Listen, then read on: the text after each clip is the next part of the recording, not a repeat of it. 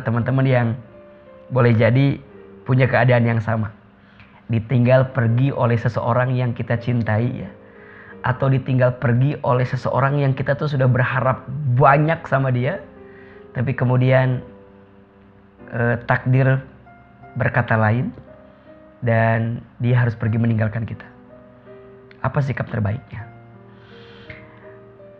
Saya kira ada 4 sikap terbaik yang perlu dihadirkan. Yang pertama adalah husnuzon kepada Allah. Lagi-lagi sikap ridho dengan ketentuan Allah harus kita hadirkan. Dan ketika ada orang yang pergi meninggalkan kita, berarti di saat yang bersamaan memang Allah menjaga kita dari orang tersebut. Maksudnya apa? Boleh jadi orang tersebut memang tidak pas untuk kita. Dan boleh jadi Allah sedang mengurai dan merangkai ada orang lain yang bisa lebih baik untuk kita. Itu husnuzonnya. Dan boleh jadi Allah menyelamatkan kita dari sesuatu yang mungkin buruk untuk kita. Maka yang harus dipahami oleh kita, kadang Allah itu menjauhkan kita dari seseorang bukan karena ingin menghancurkan kita. Justru Allah menyelamatkan kita dari orang tersebut. Maka hadirkan sikap husnuzon itu, sikap nerima itu, ya apalagi dia sudah menikah dengan yang lain. Ya kita doakan mudah-mudahan dia bisa berbahagia. Karena cinta sejati adalah saat kita bisa berbahagia terhadap apa yang didapatkan oleh orang yang kita cintai gitu. Dan yakinlah bahwa doa yang baik itu akan kembali kepada kita yang mendoakan. Yang kedua, sikapnya adalah ya syukuri ya bahwa kita pernah belajar dari sebuah kejadian yang ada. Jadikan sebagai cerminan, jadikan pelajaran bahwa jangan sampai di waktu yang akan datang kita terjatuh pada lubang yang sama, pada jurang yang sama. Maksudnya apa? Jika belum pasti, jangan terlalu memberikan harapanmu sepenuh hati. Karena yang ada adalah sakit hati. Ini kalimat yang sering Ahilman sampaikan. Tidak ada yang menyakitimu.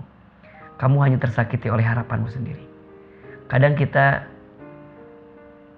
dibebankan dengan harapan, dan harapan itu kita lupa untuk disandarkan kepada yang berhak mendapatkan harapannya. Siapa? Allah. Maka kemudian ya yang terjadi adalah sakit hati dan kita ngerasa bahwa apa yang menimpa kita itu gak adil untuk kita. Tapi lagi-lagi tidak ada yang sia-sia dari setiap kejadian. Allah selalu menitipkan hikmah dan pelajarannya untuk kita. Maka apapun itu yang terjadi, syukuri. Kemudian jadikan cerminan, ambil pelajarannya, dan insya Allah ke depan akan jadi kebaikan untuk kita. Yang ketiga, move on. Maksudnya apa? Yuk belajar buka hati. Belajar untuk membuka mata kita juga bahwa kalaupun dia pergi meninggalkan kita bukan berarti kita gak akan dapat jodoh lagi gitu. Tenang aja gitu. Jodoh itu sudah tertakar, tak mungkin tertukar. Jodoh itu sudah tercatat, tak mungkin tersesat. Tugas kita hanyalah berikhtiar yang terbaik, biarkan nanti Allah yang menentukannya. Karena harus kita pahami bahwa yang namanya jodoh itu berada dalam genggaman kehendak dan ketentuan Allah Subhanahu wa taala. Tapi bukan berarti kita diam, bukan. Kita berikhtiar. Nahnu bitakhyir, wallahu bitakdir. Tugas kita berikhtiar. Allah yang menentukan. Karena sekuat apapun kita setia gitu ya. Kalau Allah tidak menghendaki seseorang itu menjadi jodoh kita, gak akan jadi jodoh kita. Tapi boleh jadi kita baru bertemu sebentar. Jika memang catatan dia sebagai jodoh kita, maka akan jadi jodoh kita. Maksudnya apa? Selalu libatkan Allah dalam pencarian kita atau penantian kita dengan jodoh terbaik kita. Dan bagaimana cara mencarinya? Tentu jangan sampai saat kita mencari melanggar syariat Allah. Deketin Allah. Libatkan Allah. Dan hadirkan setiap amalan-amalan yang menjemput cintanya Allah. Maka di antara kalimat doanya, mintalah kepada Allah, ya Allah, tanamkan di hatiku rasa cinta kepada orang yang mencintaimu dan kepada orang yang membuat aku semakin mencintaimu dan membuat cintamu semakin dekat dengan diriku. Itu. Maka ayo move on, kemudian kita ikhtiar lagi. Ya. Ikhtiar dengan cara yang terbaik. Ya. Cinta itu kan atau jodoh itu kan dicari dan dinanti. Dicari dengan cara yang terbaik, dinanti dengan penantian yang terbaik. Dan sungguh di antara pencarian dan penantian yang terbaik adalah saat kita sibuk mendekatkan diri kita dengan Allah Subhanahu wa taala. Jangan hanya sibuk mencari juga, tapi yang paling penting sibuk menjadi. Banyak di antara kita dalam urusan jodoh sibuk mencari tapi lupa menjadi. Sibuk mencari yang terbaik tapi lupa menjadi yang terbaik.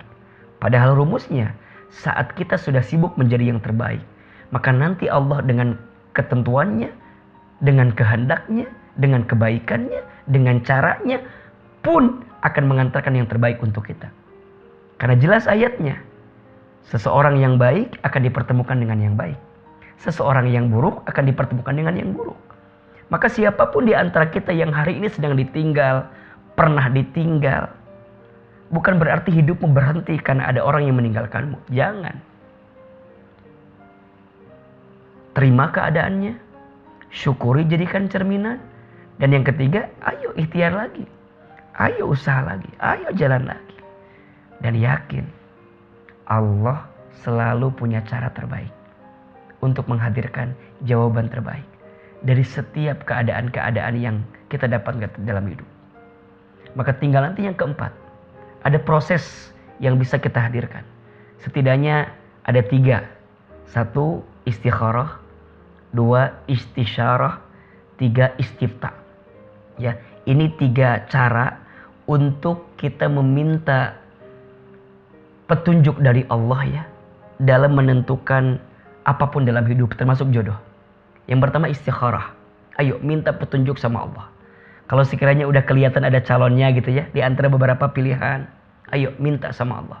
Ya Allah, tunjukkanlah, hantarkanlah hati ini untuk bisa bertemu dengan seseorang yang baik menurut pandanganmu ya Allah.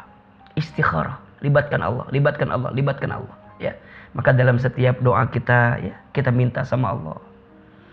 Dalam setiap permintaan kita, ya kita berharap terus sama Allah. Karena Allah lebih tahu apa dan siapa yang terbaik untuk kita. Ya, ayo, jangan pernah berhenti berdoa. Karena Allah sangat suka kepada hambanya yang terus berdoa dan meminta petunjuk kepada Allah Subhanahu wa taala. Ayo, minta sama Allah, minta sama Allah. Tinggal cari waktu-waktu terbaiknya. Bangun di sepertiga malam, ya. Dirikan sholat tahajud, ya. Ayo. Di waktu itu adalah waktu yang paling dekat antara kita dengan Allah Subhanahu wa taala. Di saat itulah Allah turun ke muka bumi di sepertiga malam. Allah mencari di antara hambanya yang sholat tahajud.